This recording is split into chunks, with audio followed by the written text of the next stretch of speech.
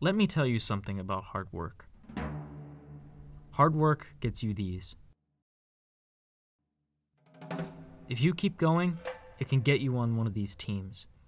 It can make a stadium your home. It can make you a household name, your face recognizable by millions. It allows you to write books or have books written about you. Those who work hard, they know it like the back of their hand.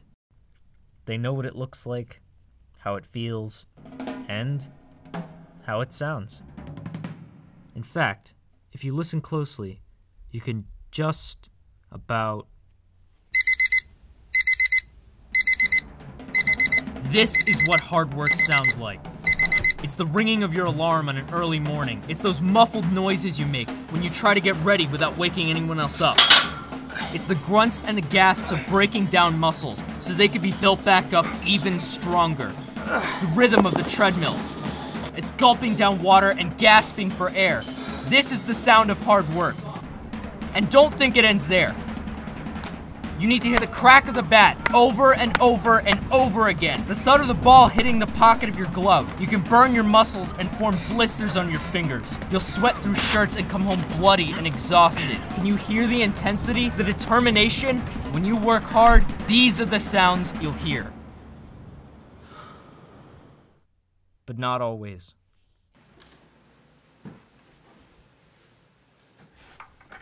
While hard work can be loud, it doesn't have to be. Oftentimes, hard work is quiet.